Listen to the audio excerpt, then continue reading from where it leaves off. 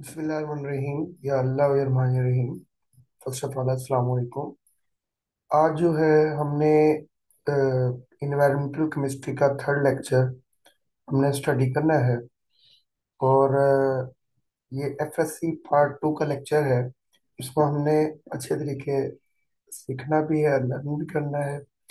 इस लेक्चर के अंदर हम इन्वायरमेंटल पोल्यूटेंट पढ़ेंगे, फिर उसके बाद उनकी टाइप्स को स्टडी करेंगे, एज वेल एज उनके सोर्सेज या ओरिजिन को भी हम स्टडी करेंगे कि इन्वायरमेंटल पोल्यूटेंट आते कहाँ से। तो आइए हम अपने लेक्चर की तरफ बढ़ते हैं। सबसे पहले हमारे पास इन्वायरमेंटल पोल्यूटेंट क्या होते हैं। उसकी डेफिनेशन है any substance in the environment which adversely effect the human health, quality of life and natural function of the ecosystem is called environmental pollutant। ऐसा सब्सटेंस जो इन्वायरमेंट के अंदर मौजूद हो, ठीक है, और उसका इंसानों की हेल्थ पर और लाइफ की क्वालिटी पे और नेचुरल फंक्शन ऑफ इकोसिस्टम पे जो है उसका बहुत असर हो, वो हमारे पास क्या कहलाता है, इन्वायरमेंटल पोल्यूटेंट। इन्वायरमेंटल पोल्यूटेंट ऐसे जहरीले मवाद होते हैं, ऐसे नाकारा मवाद होते हैं, ऐसे आलूदा चीजें होती हैं जो हमारे इन्वायरमेंट के अंदर मौजूद होती हैं, जो इंसान की सेहत को और लाइफ की क्वालिटी को और एज वेल एज हमारे पास जो है हमारे इकोसिस्टम के अंदर जितने भी फंक्शन परफॉर्म हो रहे हैं उनको डिस्टर्ब करते हैं। अगर हम आसान अल्फाज में दोबारा ये डेफिनेशन सीखें तो इन्वायरमेंटल पोल्यूटेंट ऐसे नाकारा जहरीला मवाद हैं जो हमारे इन्वायरमेंट में मौजूद हैं, जो इंसान की सेहत को, इंसान के रहने सहने को, उसकी लाइफ की क्वालिटी को और एज वेल एज जितने भी नेचुरल प्रोसेस हो रहे हैं दुनिया के अंदर उन सबको ये इन्वायरमेंटल पोल्यूटेंट डिस्टर्ब कर रहे हैं। उसके बाद हमारे पास इन्वायरमेंटल पोल्यूटेंट की एग्जांपल्स हैं। सबसे पहले हमारे पास कार्बन मोनोऑक्साइड है, फिर उसके बाद सल्फर डाइऑक्साइड है, सल्फर ट्राइऑक्साइड है, नाइट्रिक ऑक्साइड है, हाइड्रोकार्बन, लेड एंड स्मोक। ये इन्वायरमेंटल पोल्यूटेंट हैं जो हमारी जिंदगी के अंदर जो है वो बहुत ज्यादा नुकसानदा वाक़ होते हैं। उसके बाद हमारे पास इन पोल्यूटेंट की टाइप्स हैं। सबसे पहले हमारे पास प्राइमरी पोल्यूटेंट हैं, फिर उसके बाद सेकेंडरी पोल्यूटेंट हैं। प्राइमरी पोल्यूटेंट जो है ऐसे पोल्यूटेंट होते हैं जो इंसान की एक्टिविटीज से पैदा होते हैं। मतलब फॉर एग्जांपल इंसान जो है जब गाड़ियां वगैरह जो है गाड़ी वगैरह को यूज करता है तो उसके अंदर पेट्रोल की कंबशन होती है, तो इंसान की वजह से उस गाड़ी से धुआं निकलता है। इसी तरह वो धुआं जो है वो प्राइमरी पोल्यूटेंट है। इसी तरह हमारे पास जब हम घरों की सफाई करते हैं तो उस दौरान कूड़ा करकट जो है बाहर निकाल कर उसको आग लगा देते हैं, तो उससे आग से निकलने वाले जो खतरनाक गैसेज हैं वो भी हमारे पास क्या है, प्राइमरी पोल्यूटेंट। मतलब ऐसी चीजें जो इंसान जो है के जरिए पैदा हों वो हमारे पास क्या कहलाती हैं, प्राइमरी पोल्यूटेंट। इसकी हम डेफिनेशन देखें, primary pollutant directly introduce in the environment. ठीक है, प्राइमरी पोल्यूटेंट जो है वो इन्वायरमेंट के अंदर डायरेक्टली जो है इंट्रोड्यूस किए जाते हैं by the help of human being क्या करता है, किसी भी चीज को आग लगाता है, उस दौरान उस चीज से धुआं निकलता है, और धुएं से जो हमारे पास पोल्यूटेंट निकलते हैं वो हमारे पास सल्फर डाइऑक्साइड है और सल्फर ट्राइऑक्साइड। सल्फर डाइऑक्साइड और सल्फर ट्राइऑक्साइड अगर दोनों एक ही जगह पे मौजूद हों तो उसे सोज भी कहते हैं। क्या कहते हैं, सोज। इसी तरह नाइट्रिक ऑक्साइड और नाइट्रोजन डाइऑक्साइड एक ही जगह पे मौजूद हो उसे हम नॉक्स कहते हैं। इसी तरह carbon monoxide, hydrocarbon, ammonia and compound of fluorine and radio active material. मतलब ये तमाम पोल्यूटेंट जो हैं ये इंसान जब किसी चीज की कंबशन करता है, किसी चीज को जलाता है, तो इंसान इसको डायरेक्टली इन पोल्यूटेंट्स को एटमॉस्फेयर के अंदर या इन्वायरमेंट के अंदर इंट्रोड्यूस करता है। जब इनको इन्वायरमेंट के अंदर इंसान इंट्रोड्यूस करता है, these are called primary pollutant. Primary pollutant वो होते हैं जो इंसान की मदद से, इंसान की गलत एक्टिविटीज की वजह से जो है वो प्रोड्यूस होते हैं।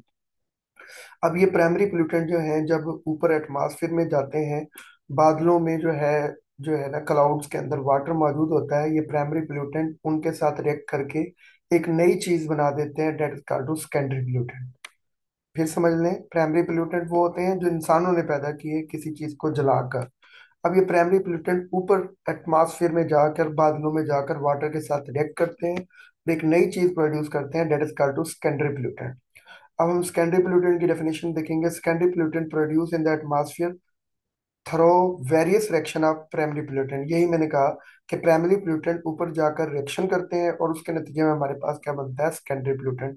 जैसे सल्फर डाइऑक्साइड या सल्फर ट्राइऑक्साइड वाटर के साथ रिएक्ट करेगा तो सल्फ्यूरिक एसिड बनेगा।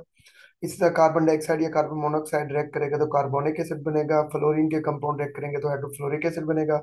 इसी तरह पर ऑक्सीनाइट्राइल जो है, जिसे हम पैन कहते हैं, ओजोन एल्डिहाइड कीटोन, पर ऑक्सीबेंजोल, ये सेकेंडरी पोल्यूटेंट हैं जो प्राइमरी पोल्यूटेंट के रिएक्शन के नतीजे में हासिल होते हैं।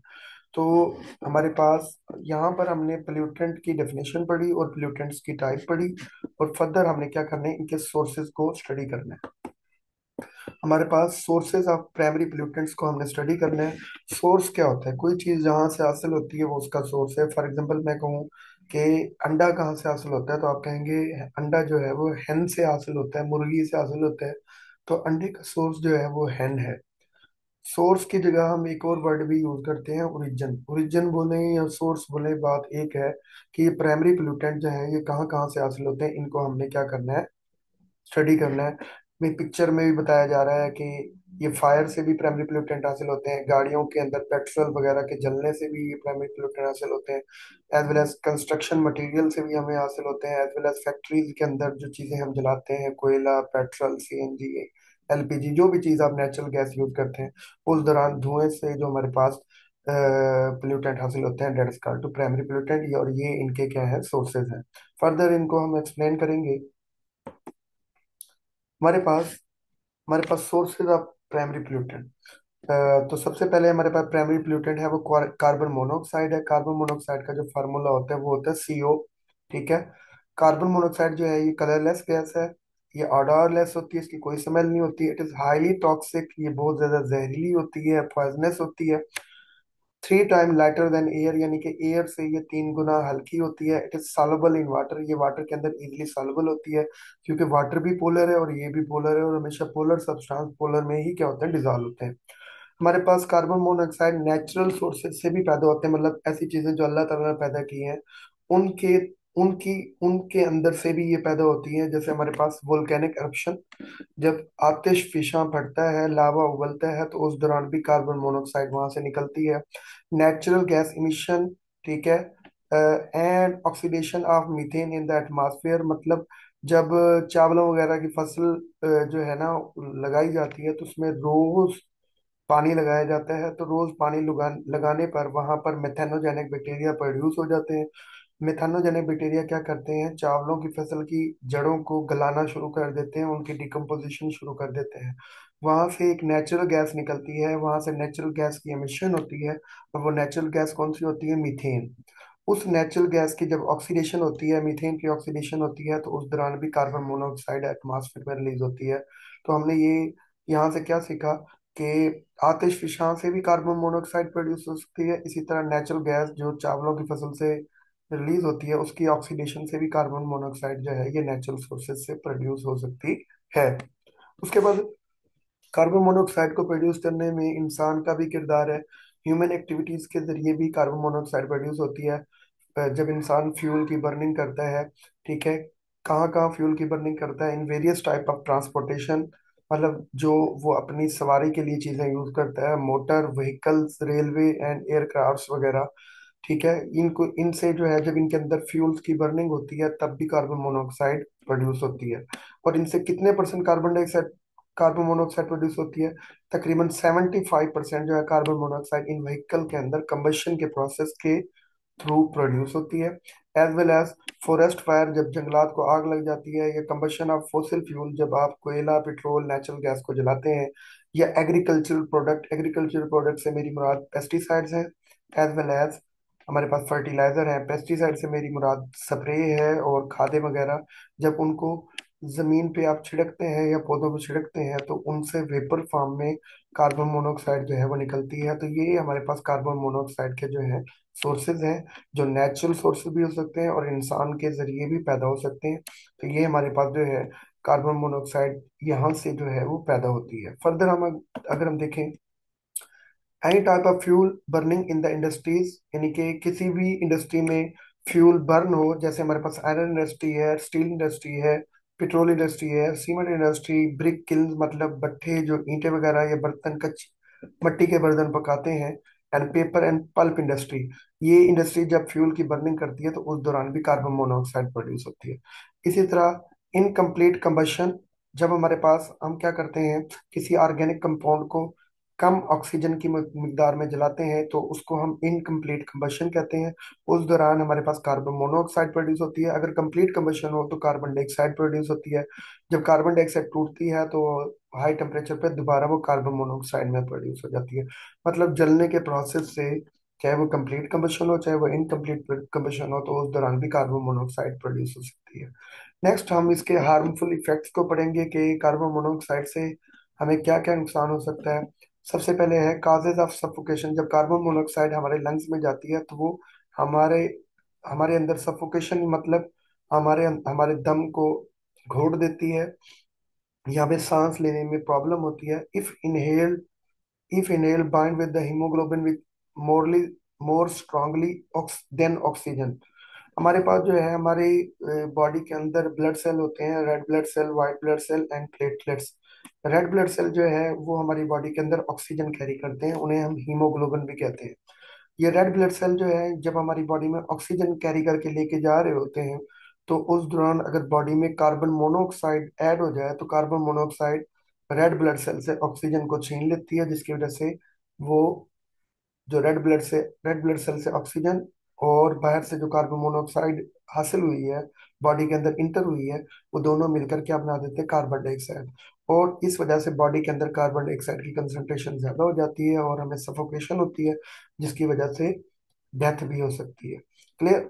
अगर हमारे पास कार्बन मोनोऑक्साइड की कंसंट्रेशन जो है बहुत ज्यादा हो हमारे एटमॉस्फेयर में, ठीक है, तो उससे हमारे पास हमारे सर में दर्द हो सकता है, हमें थकन हो सकती है, एज वेल एज बेहोशी हो सकती है, और लास्ट में बेहोश होने के बाद डेथ भी हो सकती है।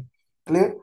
अगर कार्बन मोनोऑक्साइड से डेथ तब होगी अगर कार्बन मोनोऑक्साइड ज्यादा वक्त के लिए एक ही जगह पे मौजूद रहे।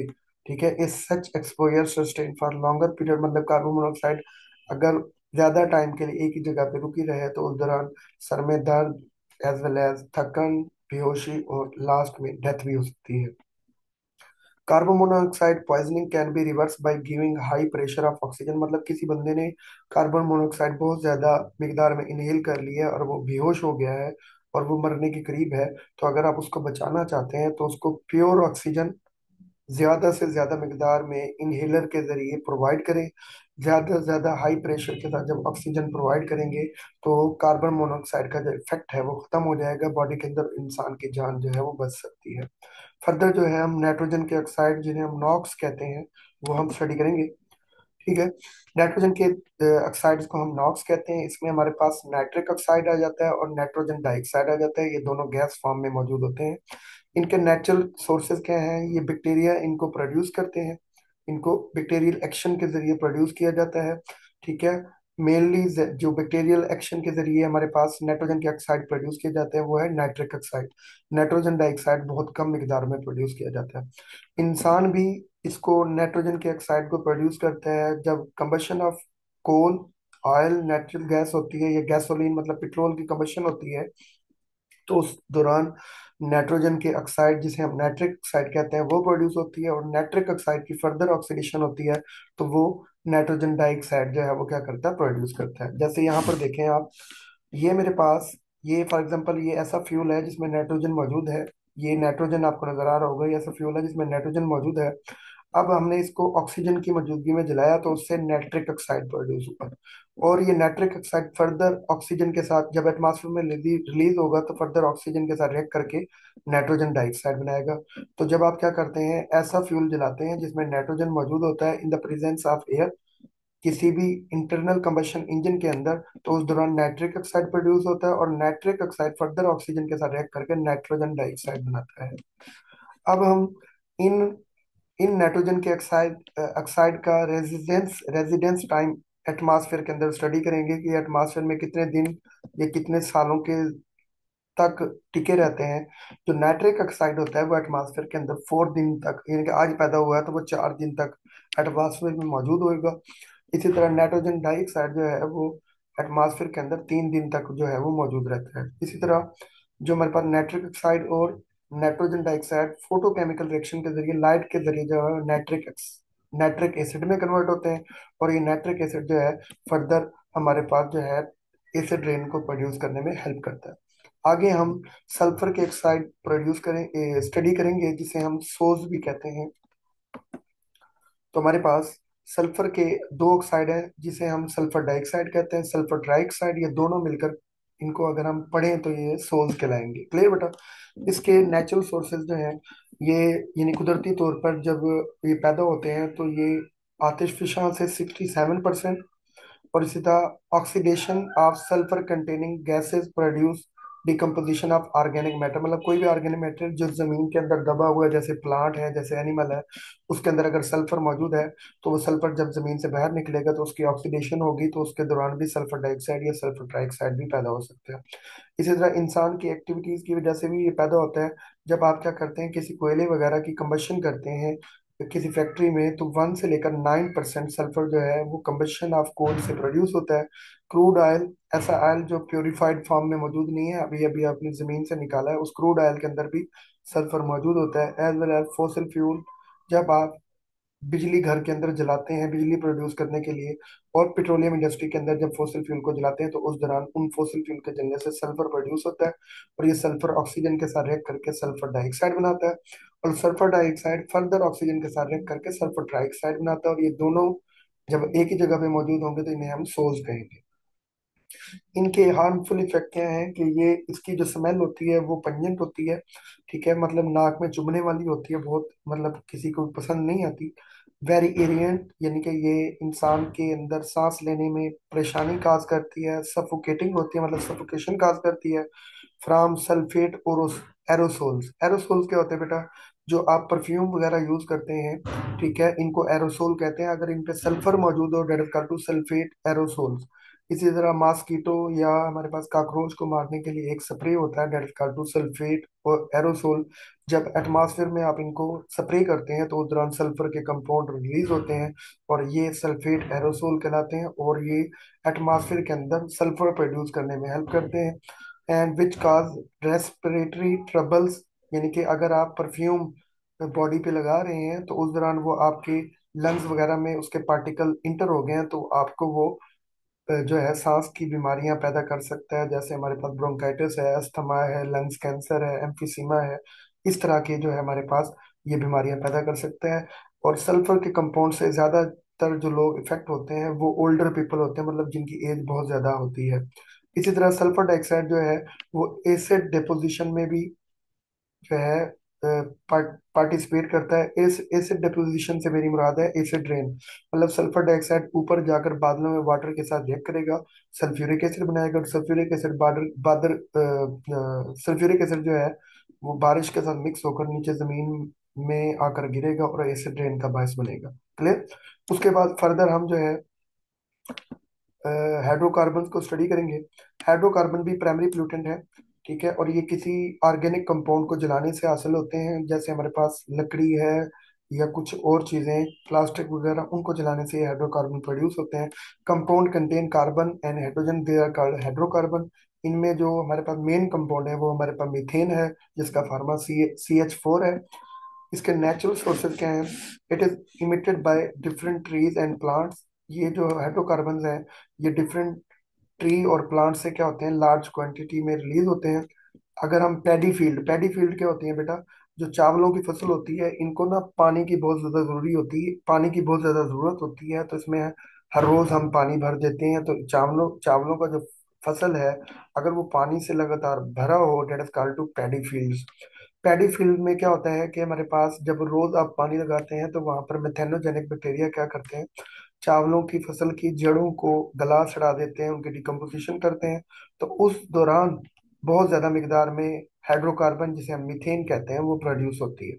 उसके बाद एनएरोबिक डिकम्पोजिशन। एनएरोबिक डिकम्पोजिशन क्या होती है कि जब बैक्टीरिया जो है विदाउट ऑक्सीजन किसी चीज की ब्रेक डाउन कर दे, जब बैक्टीरिया किसी की बगैर ऑक्सीजन की डिकम्पोजिशन कर दे, ब्रेक डाउन कर दे, that is called to in anaerobic decomposition. जब ऑर्गेनिक मैटर की ऑक्सीजन की गैर मौजूदगी में बैक्टीरिया डिकम्पोजिशन करता है, ठीक है, वाटर सेडिमेंट्स में, यानी कि ऐसी जगह जहाँ पानी भरा हुआ है, ठीक है, तो उस दौरान भी मीथेन प्रोड्यूस होता है। जैसे कि मेरे पास ऑर्गेनिक मैटर है, आप ये समझ लें कि ये ग्लूकोज का एम्पिरिकल फार्मूला है। तो ये ग्लूकोज को जब बैक्टीरिया क्या करेगा, वाटर वाली फील्ड्स के अंदर ब्रेक डाउन करेगा in the in presence of, मतलब ऑक्सीजन की गैर मौजूदगी में, जब इसकी ये ब्रेक डाउन करेगा तो उस दौरान कार्बन डाइऑक्साइड और मीथेन, जिसे हम हाइड्रोकार्बन कहते हैं, वो प्रोड्यूस होगी। उसके बाद फर्दर हमने इसका रेजिडेंस टाइम पढ़ना है कि हाइड्रोकार्बन हमारे एटमॉस्फेयर में कितने दिन तक टिके रहते हैं। तो हमारे पास हाइड्रोकार्बन यानी कि मीथेन जो है, वो हमारे एटमॉस्फेयर के अंदर अगर आज प्रोड्यूस हुई है, वो 3 से 7 साल तक हमारे एटमॉस्फेयर में जो है वो टिकी रहेगी। और ये जो हमारे पास हाइड्रोकार्बन है, ये इंसान की एक्टिविटीज की वजह से भी प्रोड्यूस होते हैं। अगर आप किसी फ्यूल की बर्निंग करते हैं तो उस दौरान ऑटोमोबाइल्स वगैरह के अंदर जब फ्यूल की बर्निंग होती है, तो उस दौरान भी हमारे पास जो है ये हाइड्रोकार्बन प्रोड्यूस होते हैं। इसी तरह पेट्रोलियम, कोयला और इंसेनरेटर। इंसेनरेटर ऐसी भट्टी होती है जिसके अंदर हम क्या करते हैं, किसी वेस्ट मटेरियल को जलाते हैं, तो उस दौरान भी हाइड्रोकार्बन जो है वो प्रोड्यूस होते हैं। और इसी तरह हमारे पास जब भी कोई सॉल्वेंट एवापोरेट होता है, तो उस दौरान भी हाइड्रोकार्बन जो है हमारे पास प्रोड्यूस होते हैं। इसी तरह रिफ्यूज बर्निंग, जो वेस्ट प्रोडक्ट है, उनको आप जब इंसिनरेटर या भट्टियों के अंदर जलाते हैं या किल्न के अंदर जलाते हैं, तो उस दौरान भी हाइड्रोकार्बन जो है वो प्रोड्यूस होते हैं। देन उसके बाद जो है देन उसके बाद मेरा लेक्चर देखने का शुक्रिया, और आपको थैंक यू। आप काइंडली जो है इस चैनल को सब्सक्राइब कर दें, लाइक कर दें, और आपका कोई क्वेश्चन हो तो आप कमेंट कर दें, और मैं आंसर कर दूंगा, और इस लेक्चर को शेयर भी कर लें। जज़ाकल्लाह, अस्सलाम वालेकुम।